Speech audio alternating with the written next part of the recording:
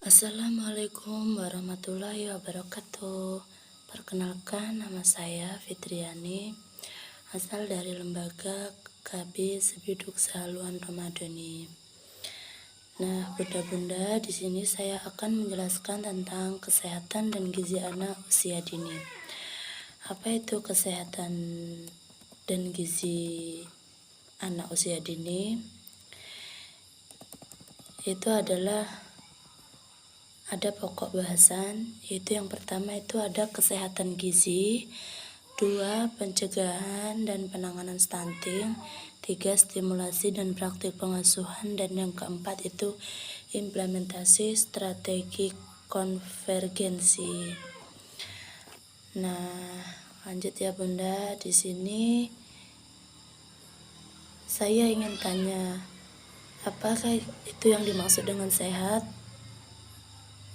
Nah, benar sekali. Yang dimaksud dengan sehat itu adalah yang pertama itu sehat fisik, dan yang kedua itu sehat mental, dan yang ketiga itu sehat sosial. Apa sih itu yang dimaksud dengan sehat fisik, Bunda? Oh iya, betul sekali. Kesehatan fisik itu adalah seperti kesehatan mata, rambut, telinga, kulit, dan nafsu makan. Lalu yang kedua itu ada sehat mental. Sehat mental itu yang dimaksud dengan bebas dari tekanan. Seperti anak itu merasa gembira, semangat, dan sangat berantusias dalam hal apapun, ya. Lalu yang ketiga itu ada sosial, yaitu anak itu dapat beradaptasi dengan lingkungan sosial dan berkomunikasi dengan baik. Di sini ada beberapa perawatan kesehatan anak, yaitu anak diharap berperilaku hidup sehat, bersih, dan aman, yaitu disingkat dengan PHBSA. Di sini mengapa disebut dengan PHBSA?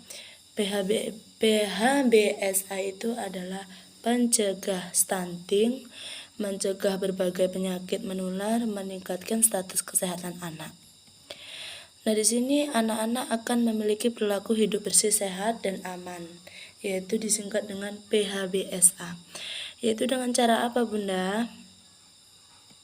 Ya, yang pertama itu dengan cara keteladanan, yang kedua itu pembiasan, yang ketiga pengkondisian, dan yang keempat itu kegiatan bermain. Apa sih itu pesan-pesan dari PHBSA? Pesan dari PHBSA itu adalah seperti mencuci tangan, ya. Jadi kita itu menerapkan cuci tangan sebelum makan dan sesudah makan, atau sehabis bermain, seperti bermain plastisin, bermain lem. Nah, itu kita harus memperlakukan anak itu cuci tangan. Nah, dengan sendirinya anak-anak itu akan menjadi terbiasa dan kita tidak akan kesulitan lagi ya bunda-bunda ya. Dan lalu yang kedua itu adalah pembiasaan memotong kuku, ya, memotong kuku tangan dan memotong kuku kaki. Seperti kita dapat melakukannya pada setiap awal sekolah, yaitu hari Senin misalnya. Kita suruh anak-anak kita berbaris rapi sebelum memasuki kelas. Biasanya kita melakukan upacara. Nah, di situ setelah selesai semua kegiatan, anak-anak disuruh membuat kereta api, Bunda. Nah, di situ sebelum anak melakukan aktivitas belajar di dalam kelas, kita boleh memeriksa kuku anak satu-satu dengan cara kita panggil namanya satu-satu. Misalnya, Aisyah, tuh kita suruh panggil maju. Nah, terus cara mengatasi anak-anak biar enggak dorong-dorongan itu seperti apa, Bunda? Kita buat kereta api, nah ya. Lalu kita periksa kukunya, kita tanya, dan kita beri penjelasan bahwa memotong kuku itu perlu dan wajib. Karena apa? Kita tanamkan kepada anak-anak kita bahwa kalau kita tidak rajin memotong kuku, nanti kuku kita itu di dalamnya ada cacingnya. Maka dari itu, anak-anak akan merasa takut nanti. Apalagi kalau melihat kuku tangannya panjang, maka dia akan dengan sendirinya menyuruh orang tuanya atau bundanya yang ada di sekolah. Dan lalu yang ketiga itu ada apa bunda? Iya, itu ada olahraga dan aktivitas fisik. Olahraga yang seperti apa? Seperti pagi, setiap mau masuk sekolah kita lakukan pemanasan. Lalu yang keempat itu ada istirahat yang cukup. Nah, ternyata istirahat yang cukup ini dapat mempengaruhi PHBSA anak bunda, karena istirahat yang cukup itu termasuk dalam kategori pencegahan stunting. Dan lalu yang selanjutnya itu menjaga kebersihan diri dan lingkungan, mandi, BAB, atau membuang sampah. Nah, di sini anak-anak kita terapkan, semisal habis makan itu biasanya anak-anak membawa bekal ya bunda. Nah itu biasanya dia bawa sayur. Nah langsung kita latih anak-anak untuk membuang sampah pada tempatnya. Dan lalu selanjutnya itu mengkonsumsi makanan yang bergizi, sehat, dan aman, seperti makanan sayuran, minum susu secara teratur, makan buah. Dan lalu yang terakhir itu adalah tak lupa imunisasi dasar atau wajib lengkap. Itu ya bunda, ada beberapa tadi. Nah lalu selanjutnya itu ada mencuci tangan. Tadi ada mencuci tangan tadi kita harus langsung praktekkan ke anak-anak. Tadi kan kalau sebelum makan dan sudah makan ya bunda. Nah kita betul-betul ajari anak itu bagaimana cara mencuci tangan yang baik dan benar, yaitu adalah dengan menggosok punggung tangan. Jadi punggung kita saling berhadapan. Nah lalu kita bersihkan sela-sela jari tangan kita seperti ini ya. Nah begitu kita langsung praktekkan ke anak-anak didik kita. Lalu ada menggosok gigi. Nah bisa kita terapkan pada anak didik kita sesudah makan.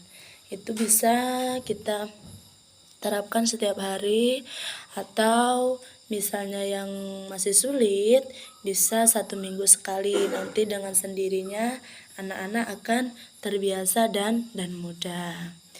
Lalu selanjutnya itu ada memotong kuku. Memotong kuku itu tadi itu kan minimal 1 minggu sekali, yaitu tidak, kalau misalnya anak itu tidak sulit bisa kita terapkan setiap hari, atau misalnya seperti tadi bisa setiap hari Senin misalnya setelah upacara. Dan kalau tidak setiap hari Jumat selesai anak-anak olahraga. Itu tujuannya apa bunda kita melakukan potong kuku? Yaitu mencegah rangkaian masuknya infeksi ke dalam tubuh kita. Nah lalu di sini ada juga permasalahan gizi ya bunda. Sekarang saya mau tanya kepada bunda-bunda sekalian, adakah anak didik bunda itu yang memiliki gizi lebih? Ada? Iya. Gizi lebih itu seperti badannya gendut. Gendut ya bunda, pasti ada. Nah itu bagaimana cara penanganannya? Yaitu kita ajak anak tersebut itu olahraga rutin. Lalu yang selanjutnya itu ada kurang gizi.